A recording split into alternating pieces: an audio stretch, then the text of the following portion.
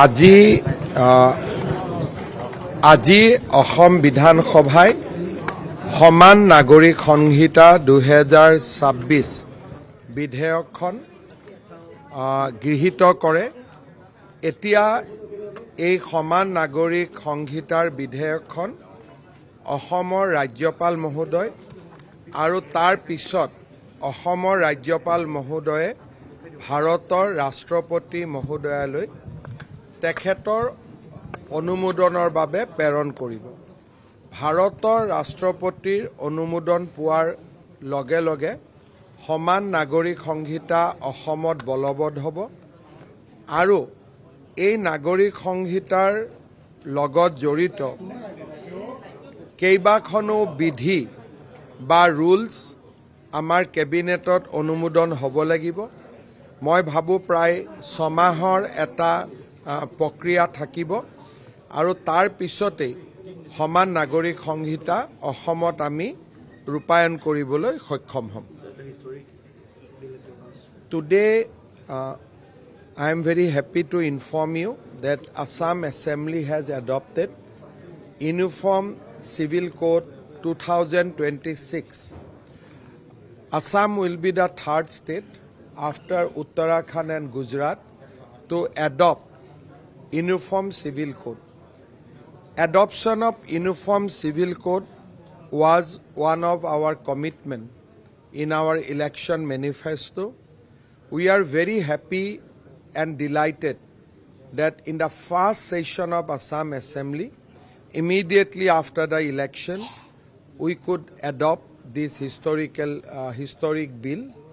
I am deeply privileged. I offer my gratitude to all members of Assam Assembly for adoption of Uniform Civil Code. Now this bill will go for assent of Mahamuhim Rashtrapati ji. Once we get the assent, the bill will be implemented in Assam in letter and spirit. So tentatively, during this procedure, how much time? Normally, once we receive assent of Mahamuhim Rashtrapati ji, there will be 6 to 7 rules we have to notify. Although our rules are already prepared, it is ready, but we cannot pass those rules until and unless we got assent from the Mahamuhim Rashtrapati ji on the bill. So I think this process normally takes 3 to 6 months. লাহে লাহে হৈ যাব। মই আগতে কৈছোঁ যে first উইকত আমি কৰিম, কিন্তু 3 তাৰিখলৈকে আমাৰ ৰাজ্যপাল মহোদয় মংগোলিয়াত থাকিব। গতিকে যি হ'ব 3 তাৰিখৰ পিছতে হ'ব।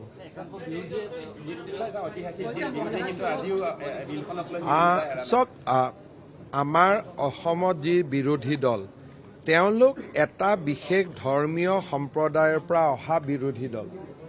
গতিকে তেওঁলোকৰ বিৰোধিতা মই বিশেষ বেছি তাৰ কাৰণে চিন্তিত বা বিশেষ মই গুৰুত্ব এইকাৰণেই দিয়া নাই যে আজি কংগ্ৰেছ দলে অসমৰ ৰাইজক প্ৰতিনিধিত্ব নকৰে, এটা বিশেষ ধৰ্মক প্ৰতিনিধিত্ব কৰে। তেওঁলোকৰ এজন বিধায়কক বাদ দি আটাইকেইজন বিধায়কে নিজৰ ধৰ্মৰ কথা ইয়াতে কয়। ইয়াত নিজৰ জাতি বা প্ৰদেশৰ কথা কোৱাৰ তেওঁলোকৰ ইচ্ছাও নাই, আন্তৰিকতাও নাই। গতিকে তেওঁলোকৰ বিৰোধিতাৰ কাৰণে আমি চিন্তা কৰাৰ প্ৰয়োজন নাই। অসমৰ ৰাইজে আমাক 102জন MLA দিছে। গতিকে ৰাইজক দিয়া প্ৰতিশ্ৰুতিখিনি বিনম্ৰতাৰে সৈতে পালন কৰাই আমাৰ দায়িত্ব আৰু কৰ্তব্য, আৰু সেই দায়িত্ব আৰু কৰ্তব্য আমি নিৰ্বাহন কৰি থাকিম। মই আগতেই কৈছোঁ যে 19জন বিৰোধী সদস্য আছে। এটা বিশেষ ধৰ্মীয় পন্থাৰ পৰা তেওঁলোক আহিছে। তেওঁলোকৰ মাজত কি হৈ আছে, কি হৈ থকা নাই, সেই বিষয়ে মই বহুত বেছি খবৰ ৰখা নাই। মই নাজানো, মই শুনাও নাই আৰু তেনেকুৱা কোনো কথাও মই দেখা নাই। আৰু UCC-খন আপোনালোকে নিজেও পঢ়ি ল'ব পাৰিব।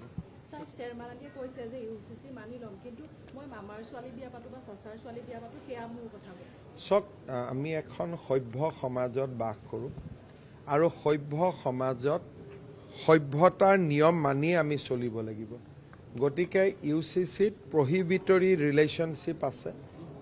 বিশেষকৈ নিজৰ কাজিন বা নিজৰ ভায়েক ভনীয়েকৰ লগত বিয়া হোৱাটো UGCয়ে নিষিদ্ধ কৰে।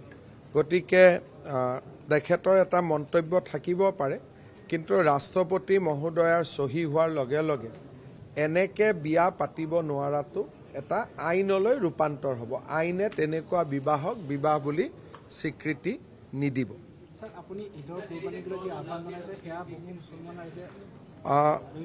এই বছৰ বহু ইছলামধৰ্মী লোকে ঈদত গৰুৰ কুৰবানী নকৰাৰ সিদ্ধান্ত লৈছে।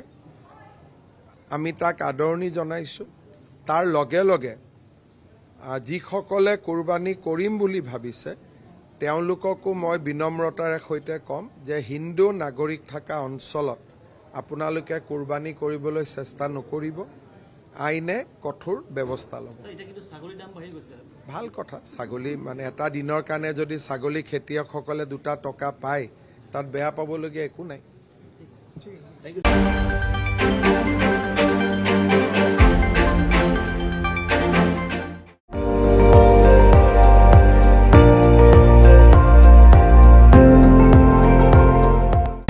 আপুনি চাই আছে ND24, সৰ্বশ্ৰেষ্ঠ নহয় সৰ্বোত্তমৰ দৌৰত।